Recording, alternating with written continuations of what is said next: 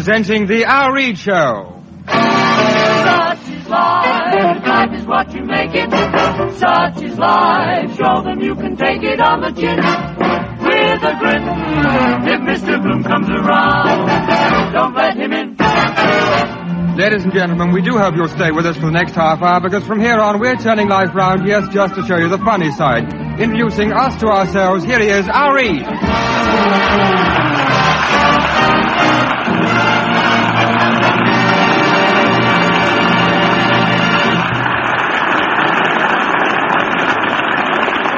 Well, things get no better, do I say things are just as bad. I mean, take food. We all know the way to a man's heart is through his stomach. Feed the brute, that's the thing. But as you come down to breakfast in the morning and sit at the table, you've hardly time to reach over with your knife, and what do you get? I hope you know that's all the butter we've got.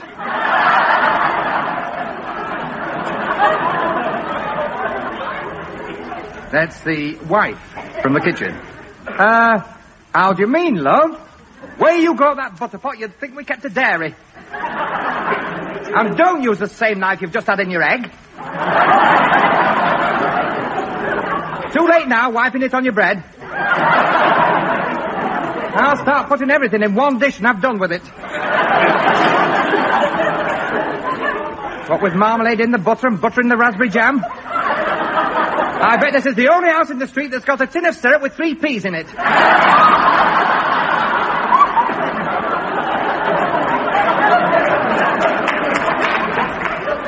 all right saying it saves washing up.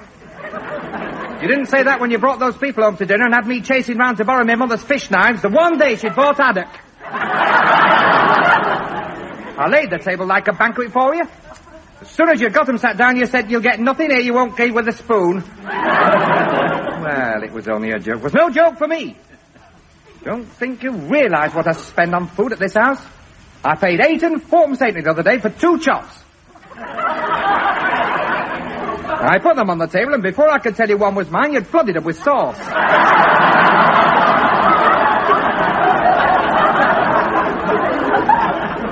Then to top it all, you went and ate the middle out of both of them and pushed your plate away and whistled for the dog. See, for goodness sake, get your face out of that paper. When you're finished trying to find your mouth with your teacup, it's dripping all down the front of your tie.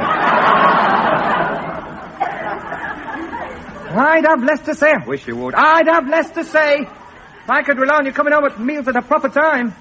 Came rambling home the other night at 11:15. I asked you if you'd had your tea, and you said, never mind me tea, where's my dinner?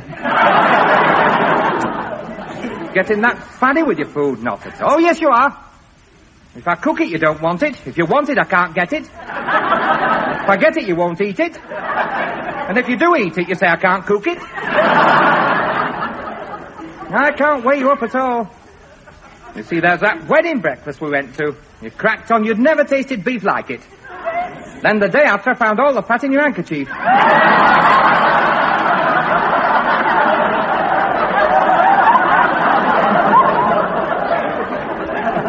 It was just as bad when you tried that stunt for dieting. Nothing but bananas and milk for a month. You tried it for one day. Then you had me up at 3 o'clock in the morning cooking chips.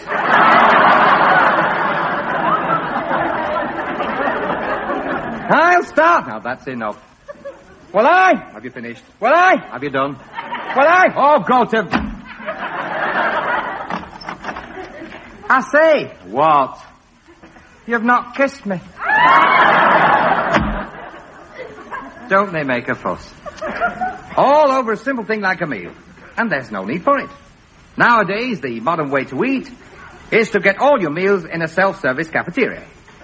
As you slide your tray along the chromium rails, past a long line of food, you can choose what you like and be tucking into it in a matter of seconds.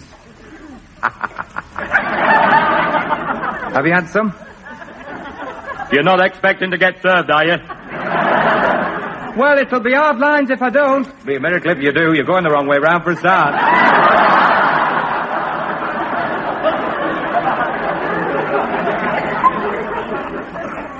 Well, I only want a quick lunch. I wouldn't depend on it. By the time your turn comes, you'll want bed and breakfast. You've only got to look at that postman arguing with that girl at the cash desk. I bet he's not moved 10 yards in 3/4 of an hour. He's had pie and chips on and off his tray till he's dizzy. They've farmed him off with a sweet he doesn't want. And I know for a fact he's only come to deliver a parcel. Well, it's worth waiting if the food's good. Are you bothered with wind? No, you will be. I'll swear they make that cottage pie with bricks and mortar. And hey, don't let anybody see you looking at that menu. They'll laugh at you. They've had the pencil through that roast lamb that often, the machine that prints it crosses it off at the same time.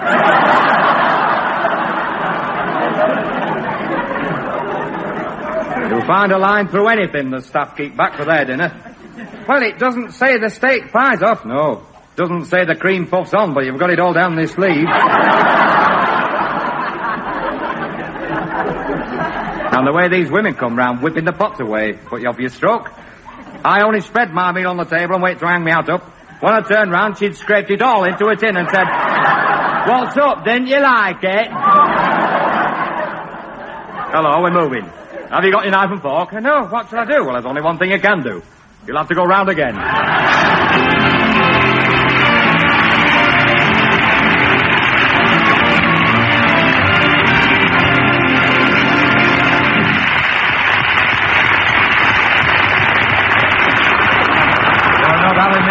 I'll tell you that. I said they're not having me for a mug, I'll tell you that. They're not that. So you knew what was going on behind his back, he'd turn in his grave. You would that, Ron. Telling me there was no money. No money. No money. Chip shop like they had 2 pans, ding-dong, frying every night. 3 serving and 2 battering and no money. I said, you can dye that fur coat sky blue pink. We still know who it belonged to. I said, I'm not having her coming round here lardy-dying it. I said, I'm not having that. I've not forgotten her yet. Ordering lilies a fortnight before. I thought, right, monkey.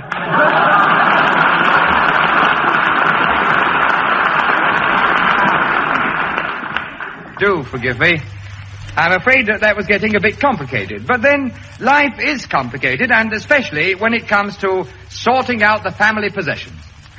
They say you can't take it with you. It's not what we take with us, it's what people leave behind that causes all the trouble. Why is it? Why is it we never seem to get what we're entitled to?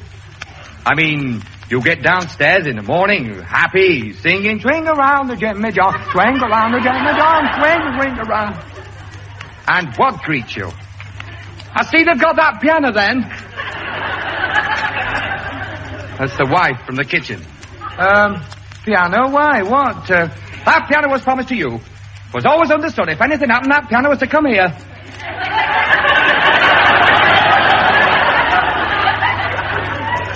I nearly went stark raving mad when I saw it in their front room. And that kid does it no good. He took a lump out of it with his roller skates while I was there. Well...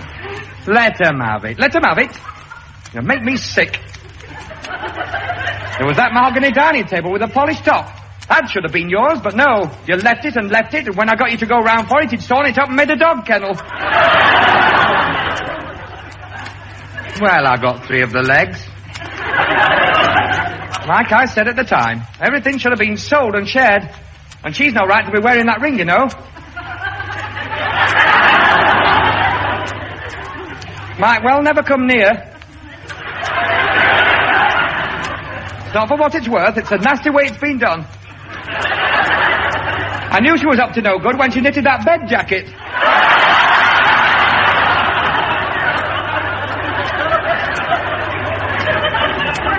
Now, don't start all that again. No, well, I've not forgotten her taking that coconut up when the doctor said nothing but gruel.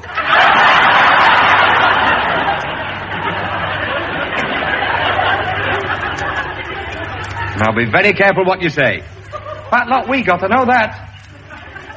You see, you spent pounds on that marble clock and it never went until you dropped it.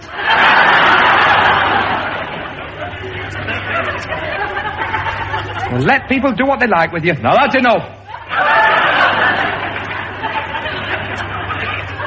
Anything for the easiest with you. Have you finished? Want a bomb on you at times. Have you done?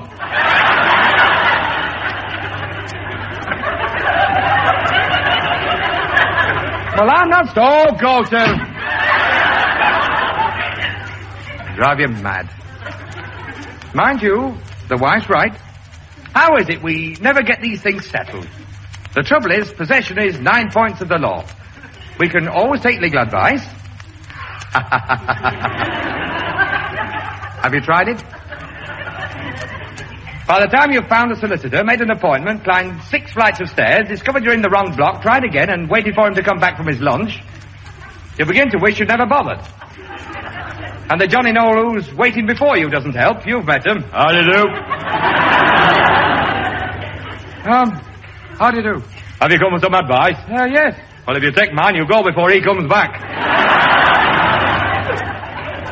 You've not come to see him about unclaimed money, have you? No, I'm not worried about money. You will be when you get your bill. Well, I'm a bit worried now because I've had this letter. Let's have a look at it. Aye, I thought so. They've had you for a right mug, I'll tell you. Oh. They have that. I can see what's going on here. You should have been down there when that will was read. Have you got the deed? No. You want your brains washing? He's only got to marry again and you're out in the street. Well, never mind. He'll not prosper. Well, according to this, he's not doing so bad. Has he said anything about that check suit? No. No, he won't. He's wearing it. Well, who's had more of it than I have? I say, who's had more of it than me? Will I ever forget it? Up and down them stairs, same as I was, and them sharing it out before she never got near. Brewing tea every 5 minutes, not one of them lifting a finger. Her frightened to open her mouth, and him in the kitchen crying his house out. I'll never forget it, I won't. I say, I will not, I won't. I wouldn't care, but she left 75,000 quid and I had to borrow Tanner to get home. Well, I don't know what to do now. You see, they've got 3 parts of my furniture. Well, there's only one thing you can do. Give them what you've got and go and live with them.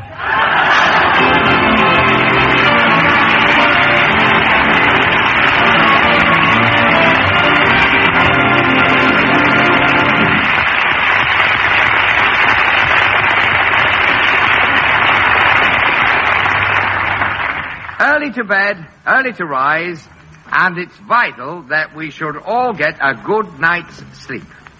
But as daylight comes in through the window and you roll over and decide to have another 5 minutes, what do you get? If you're waiting for me to light that fire, you'll be there till dinner time. That's the wife from the bedclothes. Why? What time is it, love? You'd lie there all morning if I didn't make a move.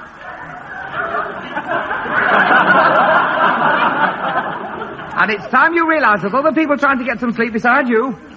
I don't think I've closed my eyes once all night again. What with that alarm clock tick, tick, tick, tick in my ear all night. That bathroom window banging away and you flat on your back snoring your head off. No wonder the window cleaner mistook me for your mother.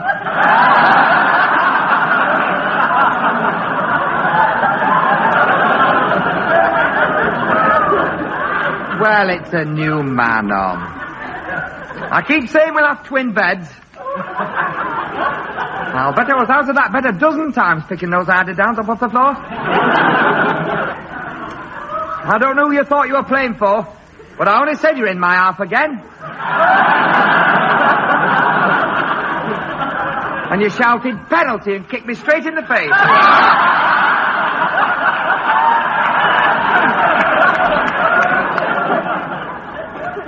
There's something wrong with you. You're always talking in your sleep. And I don't know who this Geraldine is. She wasn't half leading your dance at 4:15 this morning. Oh, it's just a book I'm reading. I don't know what's come over you lately. I don't. You see, you scared me to death the other night when I thought you were sleepwalking. I watched you going out of the room with your arms stretched out in front of you. It was only when you came back and said that's better I realised you'd been for a drink of water.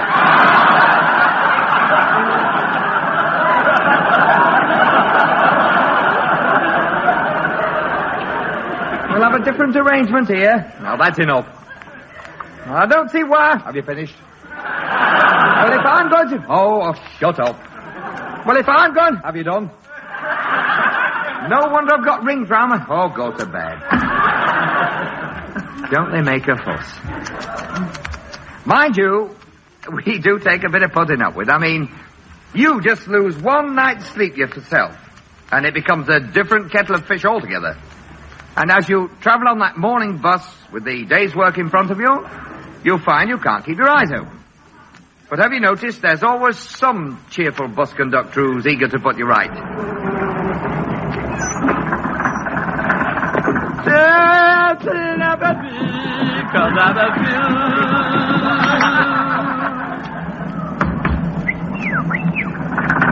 No one seems to care. I give my life if I could share the world thing. I really care for your deeds, please.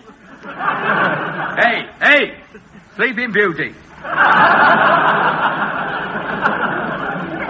Did you want to book return or was it bed and breakfast?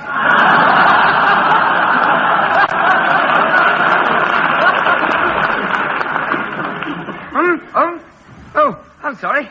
Are we nearly there? Nearly there. We're halfway back. I thought you'd snuffed it. Well, it beats me how you've slept through it. The way he's been jamming his brakes on, it's a wonder to me you've not finished up in the cab. Well, I can't get any sleep at all these nights lately. Do you feel listless and lacking in energy? Well, yes, I can't understand it. I always have a cup of that vitamin before I go to bed. Well, that's it then. You've been reading those adverts about deep sleep coming in 3 layers. I thought it was supposed to bring on restful slumber. You'd have thought so if you'd seen what it did to our cat. One sip of it and it flew straight up the wall.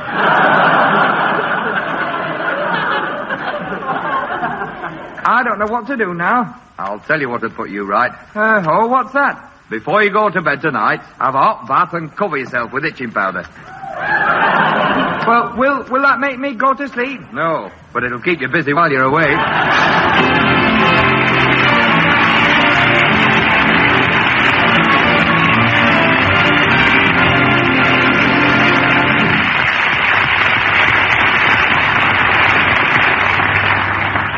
Don't go away, because here and now, we're taking the lid off horse racing.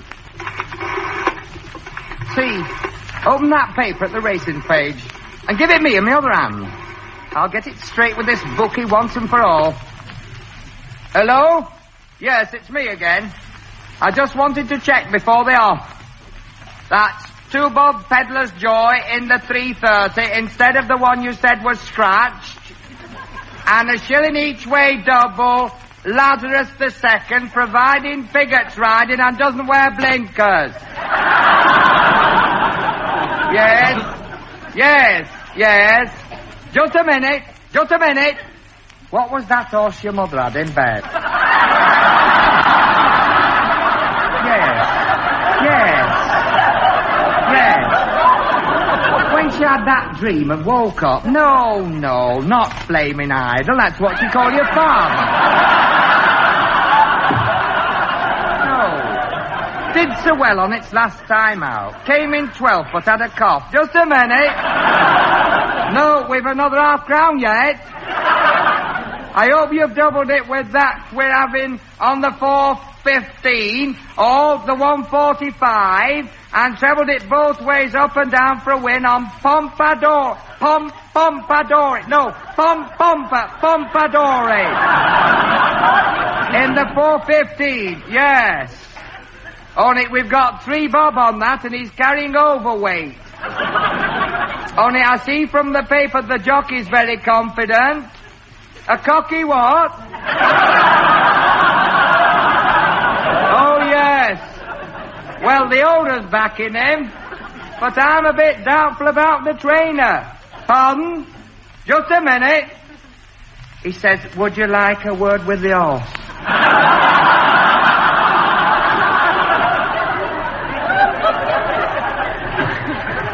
Mind you, the only way to back a horse is to be on the course. And what better than the excitement and pleasure of a day's racing? You've not backed the favourite, have you? Yes. You want your brains washing. Fun? I thought you'd more all in your can. Why? Why? The only time that horse came in, it was 3 lengths behind the jockey. Well, I fancy its chance at 6-4 on. Aye, I fancy Jane Russell, but it's 10-1 against.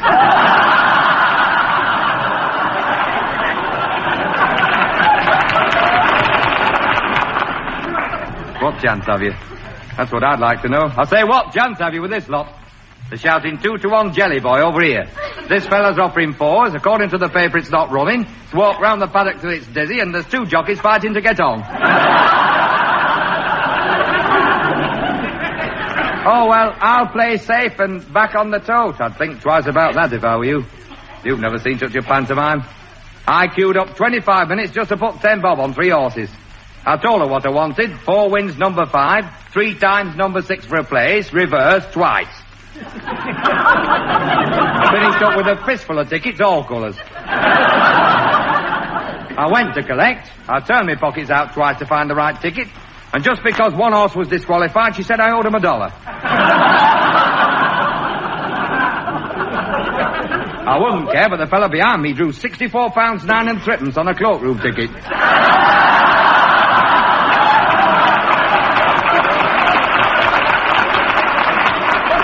Oh, dear, well, I must get on something. Well, if you'll take my advice, you'll get on the next train back. Of course, racing is not just confined to the small investor. At every meeting, you will find people who will wager thousands of pounds just on one horse without even batting an eyelid. This is obviously the man to follow. Let's follow him now as he makes his financial arrangements with his turf accountant. Actually, I'm rather intrigued by the filly I was watching in the paddock.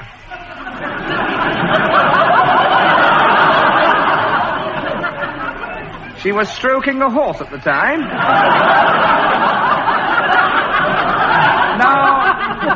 Now, there's this one in the second race. The breeding's right. She does stay. That I do know.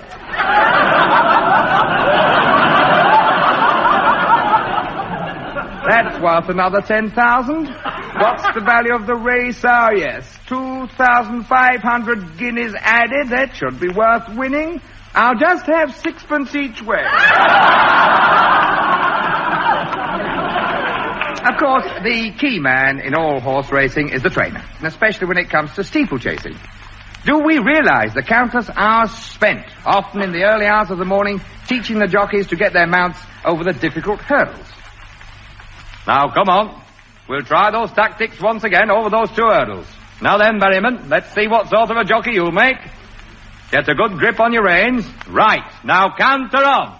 Now break into a gallop. Come on, pick up speed, pick up speed, pick up speed. Now mind the ditch at this first fence. Pull your reins into you. That's it. Up and over. Good. You've just made it. Get a good run at this water jump. Over. Oh, well done. Well done, Berryman. That was a very neat landing. Now try it on the horse.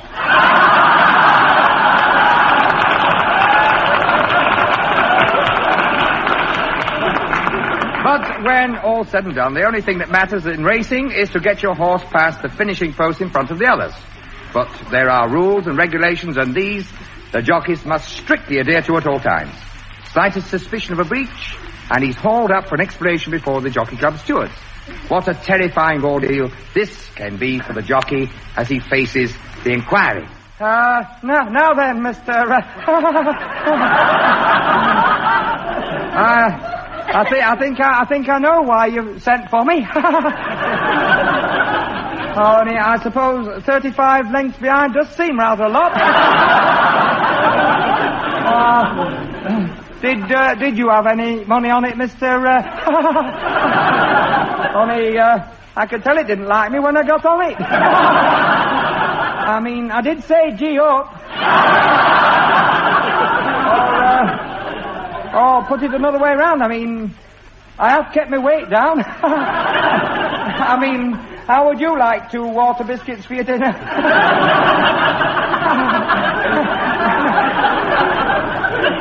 Shall I apply for my trainer's license?